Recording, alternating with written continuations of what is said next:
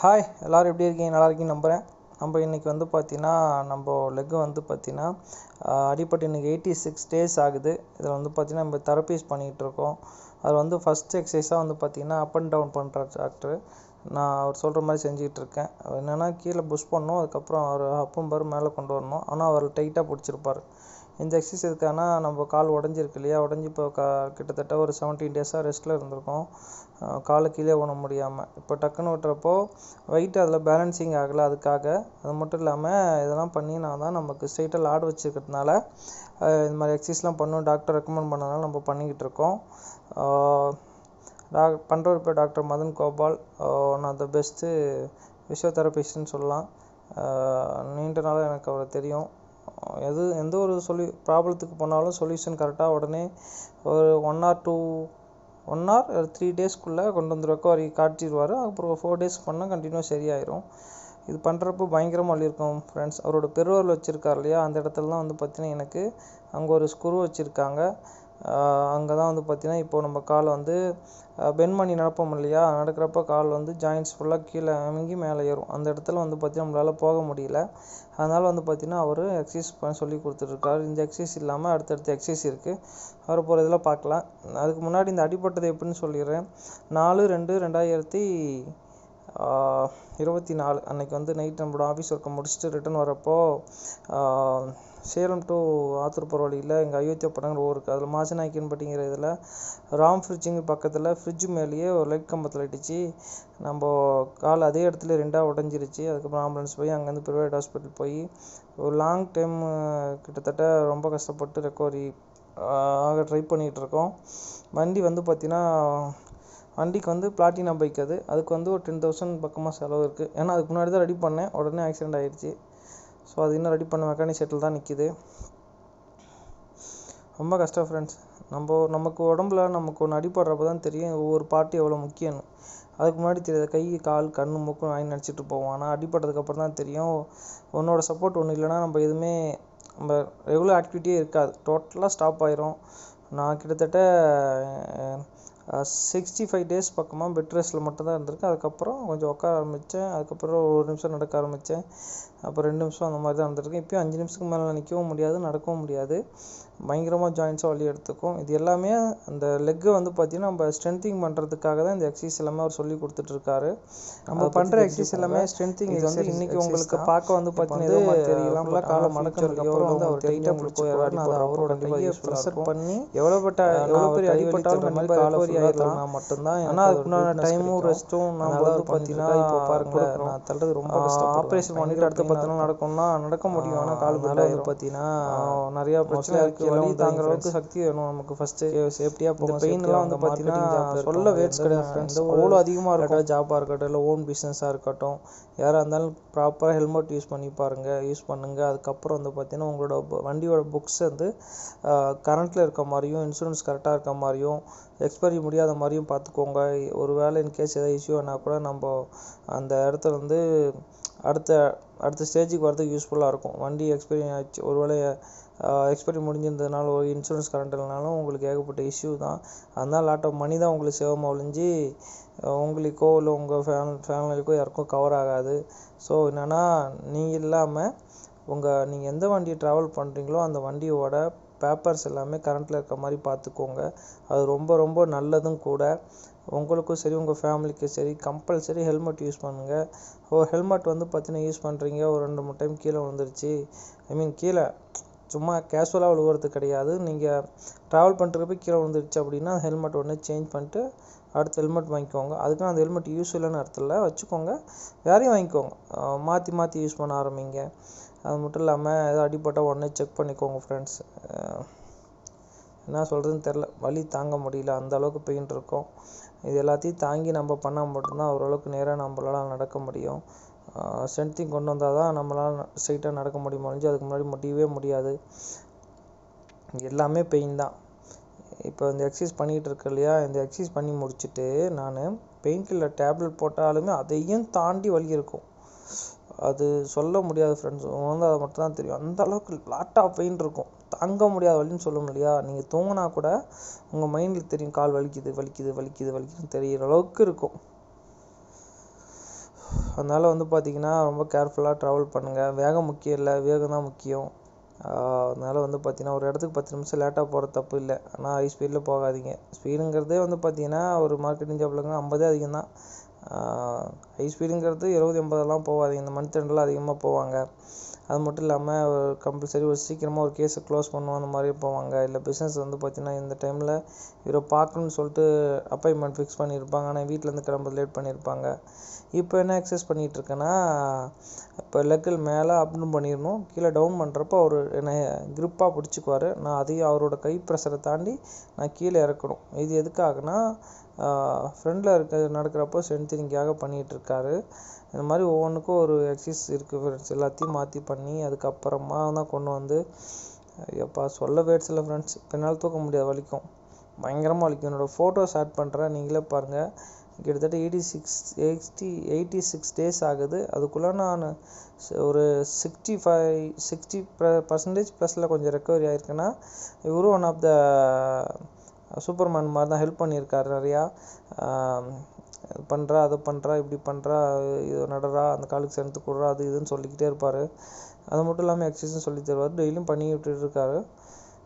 என்னென்னா இவர்கிட்ட ஃபீஸும் கம்மி தான், 250 200 தான் ஃப்ரெண்ட்ஸ். அடுத்து என்ன சொல்லலாம்னா, இப்போ என்னால் வலி தாங்கலை, பயங்கரமாக இருக்குது. இருந்தாலும் நம்ம பண்ணி அவனுக்கு டயத்தில் பண்ணிகிட்ருக்கோம். இது வந்து தேர்ட் எக்ஸசைஸ் தான். ஆனால் இது முடிச்சதுக்கப்புறம் இன்னும் நிறையா இருக்குது, அதெல்லாம் இன்னும் பயங்கரமாக இருக்குது ஃப்ரெண்ட். ஒவ்வொரு எக்ஸசைஸுமே நரக வேதம் தான்.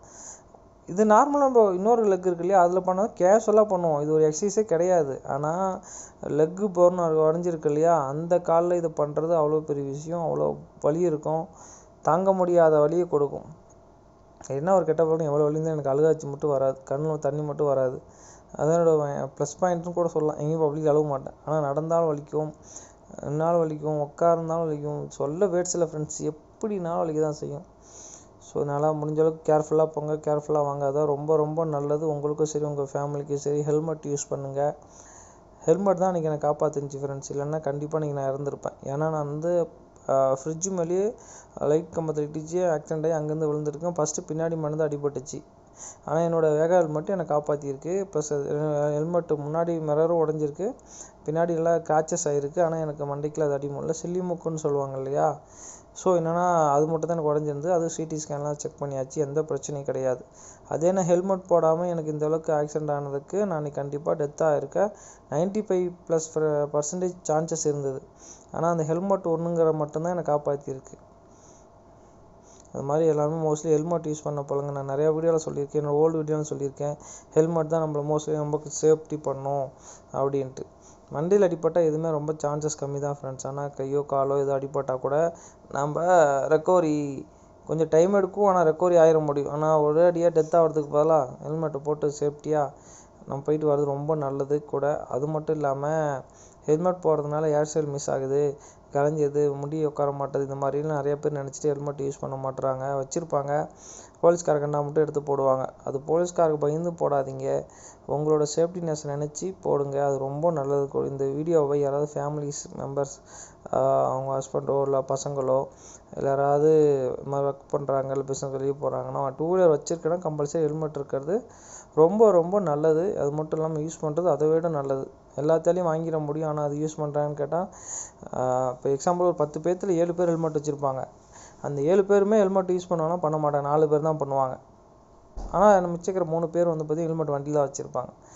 ஸோ அந்த மாதிரி அந்த 10ல் 7 பேர் வாங்குறாங்க, ஹெல்மெட் வச்சுருக்காங்களே, அந்த 7 பேர் ஹெல்மெட்டை யூஸ் பண்ணால் நிறையா ஃபேமிலிஸை காப்பாற்ற முடியும். அது மட்டும் இல்லாமல் ஆக்சிடெண்ட்டை தவிர்க்க முடியும். அப்படியே என்னையும் ஒரு செகண்டில் அவர் தான் ஃப்ரெண்ட்ஸ் ஆக்சிடெண்ட். எதனால் ஆச்சு, எதுக்காக ஆச்சு, யார் மேலே தப்பு, இதெல்லாம் அதுக்கப்புறம் தான். ஆச்சா அவ்வளோதான். யாருக்கு டேமேஜ் அதை தான் பார்க்க போகிறோம் அடுத்து. ஸோ என்னென்னா அந்த செகண்டில் உங்கள் ஹெல்மெட் இருந்துச்சுன்னா உங்கள் உயிரை கண்டிப்பாக காப்பாற்றும். அதனால் அண்டர்ஸ்டாண்ட் பண்ணி கண்டிப்பாக எல்லோரும் ஹெல்மெட் போடுங்க. அம்மா அண்ணன் தங்கச்சி யாராவது இருந்தாலும் உங்கள் பிரதர் சிஸ்டர்ஸ் யாராவது இருந்தாலும் அவங்களையும் போட சொல்லுங்கள். ஸ்ட்ரென்த்திங் எக்ஸசைஸ் தான் பண்ணிக்கிட்டு இருக்கேன். ரொம்ப பெயினாக இருக்குது ஃப்ரெண்ட்ஸ், தாங்க முடியாத வலி. இந்த வலியெலாம் தாங்கிக்கிட்டு நம்ம அடுத்தடுத்து ஒர்க் அவுட் நம்ம பண்ணால் தான், டாக்டர் சொல்ல எக்ஸசைஸ்லாம் கேட்டு நம்ம ப்ராப்பராக பண்ணால் தான். ஹாஸ்பிட்டல் போய் பண்ணுறது மட்டும் இல்லாமல் அவர் சொல்லி கொடுத்ததில் அட்லீஸ்ட் ஒரு 50% நம்ம வீட்டில் ட்ரை பண்ணால் மட்டும்தான் நம்ம ரெகுலராக கேஷுவல்ஸ்லாம் எப்பயும் நம்ம இருந்தோமோ அதே மாதிரி மாற முடியும். இல்லாட்டினா உள்ள பிளேட் வச்சுருக்கிறதுனால ஸ்ட்ரைட்டாக லாட் வச்சுருக்காங்க. ஸோ நம்ம என்ன மாதிரி இப்போ நடந்து ப்ராக்டிஸ் பண்ணுறோமோ அதேமாரி ஆயிருமா. அந்த பயத்துக்காக மட்டும்தான் நான் டெய்லியும் பண்ணிக்கிட்டு டாக்டர் ஹாஸ்பிட்டல் போய் டெய்லியும் பண்ணிக்கிட்டு இருக்கேன். எதுக்காக சொல்கிறேன்னா, இப்போது வச்சுட்டோம் வலி தாங்கணும்னு சொல்லிட்டு நம்ம ஒரு நாள் விட்டு ஒரு நாள் போயிட்டு இருக்கோம்னு வச்சுக்கோங்களேன். அப்போது நீங்கள் அதுலேயே நடக்க ஆரம்பிக்கிறீங்கன்னா, இப்போ எனக்கு 84 days ஆகுது நான் நடந்துட்டேன். இப்போ நான் அந்த காலை ப்ரெஷர் பண்ணிக்கிட்டு இருக்கேன். அதனால் என்னால் பண்ண முடியாது. இதே இந்த காலை பண்ணது ரொம்ப ஈஸி, பண்ணிட முடியும். ஆனால் அந்த அடிப்பட்ட வீக்னஸ்ங்கிறது இதுதான். ஸோ எதுக்காக சொல்கிறேன்னா, இப்போ பாருங்களேன், நடக்க சொல்லுவார், எல்லாமே பண்ண சொல்லுவார். இது எல்லாமே ட்ரை பண்ணி பண்ண முடியும். கிட்டத்தட்ட இப்போ எனக்கு 32, அப்போ நான் எனக்கு ஒரு 10 வயசு இருக்கப்போ ரோடு ஆக்சிடென்ட் ஆகிருக்கு ஃப்ரெண்ட்ஸ். அப்போ வந்து பார்த்தீங்கன்னா கால் 2ஆக உடஞ்சிருச்சு. அப்போலாம் இந்த டெக்னாலஜிலாம் கிடையாது இல்லையா. மாவு கட்டு போட்டு 1 வருஷம் பெட்டில் இருந்து அதுக்கப்புறம் நடந்து. அப்போ எந்த மாதிரி எக்ஸசைஸ் எதுவும் கிடையாது. ஆனால் அந்த என்னோட 10 வயசில் நான் 1 இயர் படுத்து பெட் ரெஸ்ட்டில் இருந்ததை இப்போ கிட்டத்தட்ட 85 நாளில், அதுவும் 70 நாள்லேயே நான் நடக்க ஆரம்பிச்சிட்டேன். ஃபுல் ஸ்ட்ரென்த்தாக இல்லை, நான் நடக்க ஆரம்பித்தேன். ஸோ என்னென்னா 2 மாதத்தில் கொண்டு வரப்போ அதோட பெயின் நம்ம தாங்கி தான் ஆகணும். பயங்கரமாக இருக்கும் ஃப்ரெண்ட்ஸ். அது சொல்ல வேர்ட்ஸ் கிடையாது, அந்தளவுக்கு வலி இருக்கும். ஆனால் அவர் சொல்கிறதெல்லாம் நம்ம கேட்டு பண்ணால் மட்டும்தான் நம்மளால் ப்ராப்பராகவும் ப்ளஸ் வந்து பார்த்திங்கன்னா நல்லாவும் சீக்கிரமாக ரெக்கவரி ஆக முடியும். நெக்ஸ்ட் எக்ஸசைஸ் வந்து பார்த்திங்கன்னா, அவரோட ரைட் ஹேண்ட் இருக்கு இல்லையா, அதை வச்சு அவர் வந்து நம்மளோட லெக்கை வந்து ஸ்ட்ரென்த்தாக பிடிச்சிக்குவார். அதுக்கப்புறம் வந்து பார்த்திங்கன்னா நம்ம அதை வந்து அப் டவுன் பண்ணணும். அப் டவுன் பண்ணுறப்போ அவர் டைட்டாக பிடிச்சிக்குவார். கேஷுவலாக பண்ணுறது இதில் நம்ம உடஞ்ச லெக்குங்கெலாம் ரொம்ப கஷ்டமாக இருக்கும். இதில் அவர் ப்ரெஸ் பண்ணி பிடிச்சிக்குவார். அந்த பெருவரில் வந்து பார்த்திங்கன்னா ப்ரெஷர் கொடுத்துருக்காரு. அது வந்து இப்போ கீழே ப்ரெஷர் பண்ணிட்டாரு. இப்போ அதை வந்து நம்மளை அழுத்த சொல்லுவார், நல்லா புஷ் பண்ண சொல்லுவார். பண்ணுறது ரொம்ப கஷ்டம் ஃப்ரெண்ட்ஸ். பயங்கரமாக வலி இருக்கும், இருந்தாலும் பண்ணி தான் ஆகணுங்கிற சூழ்நிலை. அது மட்டும் இல்லாமல் இது எக்ஸசைஸை நம்ம வீட்டில் பண்ணால் நம்ம ஏமாற்றிடும். இப்போ எக்ஸாம்பிள் ஒரு சிலர்லாம் போவாங்க, தெரபிஸ்ட்டை போயிட்டு 2-3 நாள் எக்ஸசைஸ் கற்றுக்கிட்டு அடுத்து அந்த எக்ஸசைஸ் அவங்க வீட்லேயே பண்ணிக்கலாம், காசை மிச்சம் பண்ணிக்கலாம்னு நினைப்பாங்க. வீட்டில் பண்ணிங்கன்னா உங்களோட கம்ஃபர்டபுளுக்கு போதும்னு நினச்சி விட்டுருவீங்க. ஆனால் அப்படி டாக்டர்கிட்ட நம்ம போய் பண்ணுறப்ப அவரில் விட மாட்டார். அந்த கவுண்ட்டோ இல்லை என்னவோ எப்படி நம்ம ஸ்ட்ரென்த்து எப்படி இருக்குன்னு பார்த்து அனலைஸ் பண்ணி அதுக்கேற்ற மாதிரி அவரோட சப்போர்ட்டரை கொடுத்து பண்ண வைப்பார். இது பண்ணுறாரு இல்லையா, இது எனக்கு பயங்கரமான வலி கொடுத்தது. நான் சொன்னேன் அவர்கிட்ட. அதனால் வந்து பார்த்தீங்கன்னா அதை கொஞ்சம் சேஞ்ச் பண்ணிக்கிட்டார். அந்த மாதிரி 7 to 7. அது மட்டும் இல்லாமல் இந்த பிடிக்கிற பொசிஷனே வந்து பார்த்திங்கன்னா சேஞ்சஸ் ஆகும். ஏன் அப்படின்னா ஒவ்வொரு இடத்துக்கும், ஏன்னா எல்லாமே அந்த இடத்துல அடிப்பட்ட கால் ப்ளஸ் பிளேட் வச்சுருக்கு இல்லையா, அதனால் சேஞ்சஸ் ஆகும். இப்போ நான் அவர்கிட்ட சொன்னேன் எந்திரிச்சு, அதனால் சேஞ்ச் பண்ணியாச்சு. இப்போ அடுத்த ஒர்க் அவுட் நம்ம ஸ்டார்ட் பண்ணிட்டோம். இப்போ என்னென்னா கையை கீழே வச்சுருப்பார். நம்ம வந்து நம்மளோட காலை வச்சு ப்ரெஸ் பண்ணணும், கீழே பயங்கரமாக அழுத்தணும். இந்த அழுத்துறப்போ எனக்கு தலையெல்லாம் பயங்கரமாக துடிச்சது, பயங்கரமாக வலிக்கும் ஃப்ரெண்ட்ஸ். இது வந்து கொஞ்சம் லைட்டாக தான் இருக்கும், மற்ற எக்ஸசைஸில் பயங்கரமாக வலிக்கும். இந்த மாதிரி 1 by 1 நம்ம பண்ணிக்கிட்டே இருக்கணும். பண்ண தான் வந்து பார்த்திங்கன்னா அது டே பை டே க்ரோத்துங்கிற மாதிரி. ஒரு நாள் பண்ணால் கொஞ்சம் ஸ்ட்ரென்த் கம்மியாக இருக்கும், 2ஆவது நாள் பண்ணால் கொஞ்சம் அதிகமாக இருக்கும், 3ஆவது நாள் பண்ணால் கொஞ்சம் அதிகமாக இருக்கும். அது மாதிரி கொண்டு போய்கிட்டே இருக்கும். ஒரு 4 to 5 days ஒன்ஸ் டிஃப்ரெண்ட் நல்லா தெரியும் உங்களுக்கு. ஆனால் பெயினும் அந்தளவுக்கு இருக்கும். நீங்கள் பெயின் கில்லர் போட்டாலும் சரி, பெயின் இன்ஜெக்ஷன் போட்டாலும் சரி, தெரபிஸ் பண்ணி.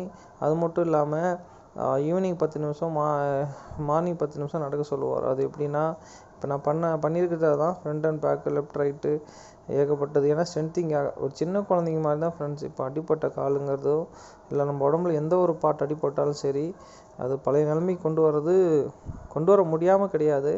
ஆனால் அதுக்கு பெயினுங்கிற ஒரு விஷயத்த பயங்கரமாக தாங்குற மாதிரி இருக்குது. ஸோ கேர்ஃபுல்லாக போயிட்டு கேர்ஃபுல்லாக வாங்க. இது எதாச்சும் நடந்ததான் எனக்கு. ஆனால் அது என்னை எங்கே கொண்டு போய் பயங்கரமாக தள்ளிடுச்சு ஃப்ரெண்ட்ஸ். டே பை டே வந்து நரக வேதனை தான். நிற்கவும் முடியாது, நடக்கவும் முடியாது. அந்த பற்றி கேஷுவலாக இருக்க மாதிரி தான் இருக்கும். பார்க்குறவங்க என்னென்னு கேட்பாங்க, நம்ம அதுக்கெல்லாம் பதில் சொல்கிற மாதிரி இருக்கும். அடுத்த எக்ஸசைஸ் வந்து பார்த்திங்கன்னா, நம்ம அடுத்து திரும்பி படுத்துட்டு பேக்லேருந்து காலை ஸ்ட்ரென்த்து கொடுத்து நம்மளை அதுக்கு சொல்லுவார். அதுதான் அந்த எக்ஸசைஸோட ஒர்க்கு. பயங்கரமாக இருக்கும். அது ரொம்ப பெயின் பயங்கரமாக ஃபீல் ஆகும். இப்போ அடுத்து வந்து பார்த்திங்கன்னா ஒவ்வொன்றா சொல்லுவார், அதெல்லாம் பண்ணும். இப்போ கீழே காலுக்கு வச்சு அந்த கீழே ஸ்க்ரூ வச்சுருக்காங்களே, அதை வந்து ஃப்ளெக்சிபிளாக மாற்றுறதுக்காக மேலே தூக்க சொல்லுவார். கீழே அவர் லாங் ப்ரெஸ் பண்ணிக்குவார், நம்ம அது மீறி ப்ரெஸ் பண்ணுற மாதிரி இருக்கும். எக்ஸாம்பிள் எப்படி சொல்லலாம்னா, ஒரு காலில் ஒரு 10 கிலோ வெயிட் வச்ச மாதிரி வச்சுக்கோங்களேன். அதை நம்ம அவர் தூக்கணும், அதான் ஒரு ஒர்க்கு. தூக்கினா தான் ஃப்ளெக்சிபிள் ஆகும். இங்கே போனதுக்கப்புறம் தான் தெரப்பி ஸ்டார்ட் பண்ண ஆரம்பித்ததுக்கப்புறம் தான் 70 daysக்கு அப்புறமா என்னால் ஸ்டிக்கு இல்லாமல் நடக்க முடிஞ்சுது. 70 days வந்து பார்த்திங்கன்னா ஸ்டிக் எப்படி யூஸ் பண்ணேன்னா, இப்போ நான் ஸ்டிக்கு டோட்டலாக வச்சு 4 ஸ்டிக் இது வரும் இல்லையா, நமக்கு க்ரிப் பாயிண்ட் வரும். 4 இருக்கிறத வந்து பார்த்திங்கன்னா 75 days எல்லாம் 2ஆக மாற்றிட்டேன். ஒன் சைடு மட்டும் வச்சுக்க ஆரம்பித்தேன். அதுக்கப்புறம் அதிலேருந்து ஒரு 5 டேஸ்க்குள்ளே 80 டேஸில் தனியாக நடக்க ஆரம்பித்தேன். ஆனால் லாட் ஆஃப் பெயின், சொல்ல முடியாத வலிகள் பல. அதில் வந்து பார்த்தீங்கன்னா இதுவும் ஒன்று. ஏன் அப்படின்னா இதெல்லாம் ப்ராப்பராக கொஞ்சம் பண்ணதுக்கப்புறம் தான் இது ஒன் டைம் தான் நம்ம கிளினிக் போக முடியும். அதுக்கப்புறம் வீட்லேயும் கொஞ்சம் ப்ராக்டிஸ் பண்ண சொல்லுவார். அதை பண்ணிட்டு ட்ரை பண்ணவும் என்னால் கொஞ்சம் பேலன்ஸ் பண்ணி நடக்க முடிஞ்சது. இப்போயும் நல்லா நடந்துட்டு தான் இருக்கேன். நான் வெளி தான் தாங்க முடியாது. நம்ம முன்ன ஸ்டிக் வச்சு நடந்துருப்போம் இல்லையா, அப்போ அந்த காலுக்கு நம்ம வெயிட் எதுவும் கொடுத்துருக்க மாட்டோம். ஃப்ரீயாக இருக்க மாதிரி இருக்கும். நம்ம நொண்டி நடந்தாலுமே ஃப்ரீடமாக இருக்கும். ஆனால் இப்போ நான் தனியாக நம்ம இண்டிவிஜுவலாக நடக்கிறோம் இல்லையா, அதனால் பயங்கரமாக பெயின் இருக்கும். நீங்கள் அந்த ஹாஸ்பிட்டலில் ஒரு அட்மிட் ஆகி ஆப்ரேஷனுக்கு அப்புறம் ஒரு 4 நாள் பெயின் ஃபீல் பண்ணீங்க இல்லையா, பார்த்துருப்பீங்க. அதே பெயினை இப்போ நான் ஒவ்வொரு நாளும் உங்கள் மைண்டுக்கு நல்லாவே தெரியும். கால் வலிக்கிறது, நைட் ஆனால் தூக்கம் வராது. பெயின் கில்லர் போட்டாலும் சரி, இல்லை எவ்வளோ பெரிய டேப்லெட்டாக போட்டாலும் சரி, அதையும் தாண்டி வலி கொடுக்க தான் செய்யும். இப்போ என்ன பண்ணுறாருன்னா, இப்போ அவர் லாங் ப்ரெஸ் பண்ணி பிடிச்சிட்டாரு. நான் அதை அவரோட க்ரிப் மீறி நான் கீழே காலை ப்ரெஷர் பண்ணணும். அதுக்கு நான் எவ்வளோ கஷ்டப்படணும்னு பாருங்களேன். தூக்கவும் முடியாது, கீழே விடவும் மாட்டார். பயங்கரமாக இருக்கும் இந்த எக்ஸசைஸ்லாம், சூப்பராக இருக்கும். அது மட்டும் இல்லாமல் பெயினும் இருக்கும். இதெல்லாம் பண்ணி முடிச்சுட்டு லாஸ்ட்டாக ஒரு 5 நிமிஷம் நடக்க வைப்பார் பாருங்க, அப்போ நமக்கே தெரியாமல் சந்தோஷம் இருக்கும். ஏன் அப்படின்னா நடக்க முடியும்னு தோணும், நம்மளால் நடக்க முடியும்னு தோணும் வச்சுக்கோங்களேன். நம்ம ரொம்ப நாளாக ரெஸ்ட்டில் இருந்திருப்போம், கிட்டத்தட்ட 90 டேஸ் 70 டேஸ் அந்த மாதிரி பக்கமாக ரெஸ்ட்டில் இருக்கப்போ அந்த காலுக்கு நம்ம வெயிட்டே கொடுக்க முடியாது. மசில்ஸ் எல்லாமே ரொம்ப ஒரு சின்ன குழந்தைங்க மாதிரின்னு வச்சுக்கோங்களேன், ரொம்ப ஃப்ரீடமாக இருக்கும். அது மட்டும் இல்லாமல் வெயிட்லாம் ப்ரெஷர் பண்ண முடியாது. அது கொஞ்சம் நேரம் ஸ்ட்ரென்த்திங் ட்ரைனிங் கொண்டு வந்து அதுக்கப்புறம் தான் பண்ண முடியும். இது எல்லாமே அவசரத்துக்கு பண்ணுறது. ஏன் அப்படி சொல்கிறேன்னா, இப்போ எக்ஸாம்பிள் இப்போ எனக்கு கால் உடஞ்சிருக்கு. இதை நான் வந்து இந்த மாவு கட்டுன்னு சொல்லுவாங்க, நல்லாம்பட்டி கட்டு, இல்லை மாவு கட்டு, இல்லை தர்பீஸ் கட்டு மாதிரி சொல்லுவாங்க. அந்த மாதிரி கட்டெலாம் போட்டிங்கன்னா குறைஞ்சது 4 மந்த்துக்கு மேலேயாவது நம்ம பெட் ரெஸ்ட்லேயே இருந்திருக்கணும். அதுக்கப்புறம் வந்து பார்த்திங்கன்னா தான் நம்மளால் ஸ்டெப் பை ஸ்டெப்பாக கொஞ்சம் இது மாதிரி நடக்க முடியும். இல்லை நடக்காட்டியும் 6 மாதத்துக்கு அப்புறம் நம்ம ப்ராப்பராக நடக்க ஆரம்பிக்கலாம். இது வந்து பார்த்திங்கன்னா ஆப்ரேஷன் மெத்தடில் பண்ணது. ஏன் அப்படின்னா, எனக்கு அந்த கட்டு போடுறதுல உடன்பாடுக்கே இல்லை. ஏன்னா நான் கிட்டத்தட்ட 80 kg இருக்கேன். நான் கட்டு போட்டுட்டு ஆடாமல் அசையாமல் படுக்கிறது நடக்காத காரியம். என்னால் ஒரே சைடு ஒரே மாதிரி படுத்து தூங்க முடியாதுன்னு வச்சுக்கோங்களேன். இருக்கவும் முடியாது, தூங்கவும் முடியாது. நான் பண்ண படுக்கிற ஆள். ஸோ என்னால் கண்டிப்பாக அந்த கட்டு, நான் மாவு கட்டு போடுறதுனா எனக்கு நின்றுருக்காது.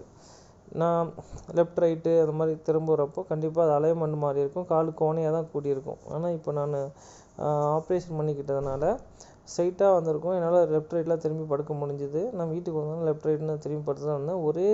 ஒரே பொசிஷன்லேயும் உங்களால் படுத்து தூங்க முடியாது. சின்ன குழந்தைங்கள வந்து படுத்துவங்களாம், அதெல்லாம் ஈஸி தான். ஆனால் கொஞ்சம் ஒரு வயசானதுக்கப்புறம் ஒரு 80 kg ப்ளஸ் இருக்கப்போ அது நடக்காத காரியம். அது மாதிரி படுக்கவும் என்னால் முடியல, மற்றவங்களால முடியுமான்னு எனக்கு தெரில. கஷ்டம் தான். இது எல்லாமே இப்போ நீங்கள் பார்த்துக்கிறதுலாம் ஸ்ட்ரென்த்தினிங் தான். இது பண்ணுறதுனால ரொம்ப யூஸ்ஃபுல்லாகவும் ப்ளஸ் வந்து பார்த்திங்கன்னா அதோட ஸ்ட்ரென்த்திங்காக கொடுக்குறது. வலி ஒன்று நல்லா தெரிஞ்சுங்க. இந்த பிள்ளைங்கெல்லாம் வண்டி வேகமாக ஓட்டுது இல்லையா, 80 90 100 ப்ளஸ்ஸு அப்படின்னு ஓட்டுறது தப்பு கிடையாது. அதுக்கு உண்டான சேஃப்டி கிட்ஸ்லாம் வச்சுட்டு ஓட்டிக்கிங்க. ஓரளவுக்கு அடிப்படாமல் துவச்சிக்கலாம். உங்கள் கையோ காலோ கண்ணோ ஏதோ அடிபட்டாலும் அது உங்களுக்கு மட்டும் இல்லை, உங்கள் ஃபேமிலிக்கு சேர்த்து தான் அது டோட்டலாக வந்து பார்த்திங்கன்னா பாதிக்குங்கிறது நல்லா தெரிஞ்சுக்கோங்க. எனக்கெல்லாம் என்னோடய ஒய்ஃப் ரொம்ப சப்போர்ட்டிவாக இருந்தாங்க. அதுக்கப்புறம் வந்து பார்த்திங்கன்னா நிறைய ஹெல்ப் பண்ணிட்டு தான் இருக்காங்க, பண்ணவும் போகிறாங்க. ஸோ என்னென்னா ஒரு சிலர் முறையிலலாம் வச்சுக்கோங்களேன் ரொம்ப கஷ்டமாக இருந்திருக்கும். வேகமாக போகிறது முக்கியம் இல்லை ஃப்ரெண்ட்ஸ், சேஃப்டியாக போகிறது தான் முக்கியம். நான் எப்பயுமே ரொம்ப ஸ்லோவாக தான் ஓட்டுவேன். நான் எங்கள் ஏஜில் 21 வயசுலேருந்து பைக் யூஸ் பண்ணுறேன். 29 வரைக்குமே ஹை ஸ்பீடு தான். R15 வந்து பார்த்திங்கன்னா 140 145 ப்ளஸ்லாம் ஓட்டியிருக்கேன். ரொம்ப குறைஞ்சது சொல்கிறேன். அதுக்கு மேலே இருக்கிற சிசி பைக் நம்மக்கிட்ட வாங்குற அளவுக்கு சோர்ஸ் இல்லை. அதுக்கே நம்ம அந்த வண்டி வாங்குறது ரொம்ப கஷ்டப்பட்டு தான் வாங்குகிறோம். கஷ்டப்பட்டு வாங்கின வண்டியை வந்து பார்த்திங்கன்னா பத்திரமா வச்சுக்கணும், கரெக்டாக ஓட்டணும் சொல்கிறேன். எனக்கு இப்போ அடிப்பட்டது பிளாட்டினம் பைக்கு இருந்தாலும் சொல்கிறேன். அதுக்கப்புறம் குறிப்பிட்ட ஏஜுக்கு ஆனதுக்கப்புறம் நம்மளை கரெக்ஷன் பண்ணி இப்படி தான் ஓட்டலான்னு சொல்லிட்டு ஓட்டிகிட்ருக்கோம். ஆனால் அதையும் தாண்டி கேஷ்ஃபுல்லாக அடிபடுறது ஆக்சிடென்ட் ஆகுங்கிறது ஒரு செகண்டு தான் ஃப்ரெண்ட்ஸ். யார் மேலே தப்பு ரைட்டெல்லாம் பார்க்குறது. அடிபட்டுச்சு அடுத்து என்ன பண்ணுங்க போகிறது தான் கதை. இது வந்து ஸ்ட்ரென்த்திங் ட்ரைனிங். இந்த ஒத்த காலில் நீ அடிபட்ட காலில் தனியாக நிற்க ஆரம்பிச்சிட்டிங்கன்னா கண்டிப்பாக உங்களால் ஸ்ட்ரெயிட்டாக நடக்க முடியும்னு அர்த்தம். இதுதான் இதில் இந்த 2 மாதம் அடிபட்டதில் வெயிட் போட மெயின்டைன் பண்ணுறது பெரிய விஷயம் தான். அப்படியே மெயின்டைன் பண்ணிட்டேன். கை தான் கொஞ்சம் போட்டுருச்சு, இருந்தாலும் பரவாயில்ல. அதனால் கரெக்டாக மெயின்டைன் பண்ணிக்க முடியுது. எல்லாமே 1 by 1 எக்ஸசைஸ் பண்ணுறோம், பண்ணிக்கிட்டு தான் இருக்கேன். இன்னும் ப்ராப்பராக பண்ணுங்கள், ஃப்யூச்சரில் கண்டிப்பாக சரியாயிடும். அடிப்பட்ட யாருமே ஒன்றும் மன தோன்றாதீங்க, நம்மளால் நடக்கவே முடியாது, எதுவுமே பண்ண முடியாமல் போயிடுச்சுன்னு நினச்சிடாதீங்க. கொஞ்சம் டைம் கொடுக்கணும். சரி, ஓகே. அந்த கட்டுப்போகிற மேட்டரை பற்றி சொல்கிறேன் இல்லையா. இப்போ ஆப்ரேஷன் பண்ணியிருக்கேன். இப்போ நீங்கள் என்னை பார்த்துட்டு 85 டேஸில் பார்த்துட்ருக்கீங்க. 85 டேஸில் என்னால் ஸ்டிக் இல்லாமல் தனியாக நடக்க முடிஞ்சிருக்கு. அது மட்டும் இல்லாமல் இன்னும் ஸ்பீடாலாம் நடக்க முடியாது, பட் ஆனால் தனியாக என்னால் இன்னும் நடந்து என்னோடய தேவைக்கான வெளியே போயிட்டு வர அளவுக்கு இருக்குது. என்ன வண்டி ஓட்ட முடியாது. வண்டியே ஓட்டினா 2 வீலர் சொல்கிறேன், கார் ஓட்டலாம், அது பிரச்சனை இல்லை. நான் ஓட்டி பார்த்துட்டு வலி எதுவும் இல்லை. ஆனால் பைக் ஓட்டுறப்போ கீர் வண்டியில் ஸ்கூட்டி ஓட்டுறப்போ வந்து பார்த்திங்கன்னா, அந்த முன்னாடி நம்ம கால் வைக்கிறோம் இல்லையா, அதோட பேனட்டோட வைப்ரேஷனே ஆகி நம்ம கால் வலி எடுக்குது. இந்த உடஞ்சிருச்சுன்னா, கால் 2ஆக உடஞ்சிருச்சு. உடையிறது நிறைய டைப் இருக்குது ஃப்ரெண்ட்ஸ். விரிசல் ஓடுறது, இல்லை 2ஆக உடையிறது, இல்லை ஒன் சைடு மட்டும் கிராக் ஆகிறது, இல்லை அந்த மாதிரி நிறையா இருக்குது. எனக்குலாம் 2ஆக உடஞ்சிருச்சு கீழே. இதுக்கு முன்னாடி ஃபோட்டோவில் பார்த்துருப்பீங்க. அந்த மாதிரி நிறையா இருக்குது ஃப்ரெண்ட்ஸ். அதனால் சின்னதாக அடிப்பட்டாலும் சின்ன குழியை விட்டால் கூட எனக்கு அந்த வைப்ரேஷன் நல்லாவே எனக்கு தெரியும். அது வலி கொடுத்துருது. அதனால் நான் ஒரு நாள் ஒரு 25 கிலோமீட்டர் வண்டி தனியாக ஓட்டிட்டேன். ஆனால் வலி தாங்க முடியாத வலி கொடுத்துருச்சு. அதில் தான் இப்போ நான் வண்டி ஓட்டுறதில்ல. யாராவது கூட வச்சு பின்னாடி உட்காந்துட்டு தான் போயிட்டுருக்கேன். அப்பயும் நான் எனக்கு தேவையான வேலையில் பண்ணிக்கிட்டு தான் இருக்கேன். ஆனால் நான் வண்டி ஓட்ட மாட்டேன், பின்னாடி உட்காந்துக்குவேன். யாராவது ஹெல்ப்பு கூப்பிட்டு பண்ணிக்குவேன். அந்த ஹெல்ப்பு கூப்பிட்டு பெரிய விஷயம் தான் ஃப்ரெண்ட்ஸ். நல்ல மனசுக்காரங்க தான் நம்ம உதவி பண்ணுவான். வாடா போகணும் அப்படின்னா எல்லாரையும் கூப்பிட்டலாம் வரமாட்டாங்க. இதே பெரிய சோதனையாக இருக்கும். அது நம்ம கூப்பிட்ற ஆளுக்கும் ஒழுங்காக வண்டி ஓட்ட தெரியணும். அவனும் கடா முடான்னு ஓட்டினானா வலி தான். ஏற்கனவே இங்கே நடக்கிறதே வலியாக தான் இருக்கும். அது இல்லாமல் இந்த வலியை சேர்த்து அனுபவிக்கிற மாதிரி தான் இருக்கும். எல்லாமே பார்த்தாச்சு. ஏதோ இப்போ கொஞ்சம் கார் ஓட்ட முடியுது ஃப்ரெண்ட்ஸ். அதனால் கொஞ்சம் சமாளிச்சுக்கிட்டு இருக்கேன். வலி தான். வலி எப்பயுமே தாங்கக்கூடிய சக்தியை கொடுக்கணும். அது என்ன சொல்கிறதுன்னு தெரில, அப்படி வலிக்கும்.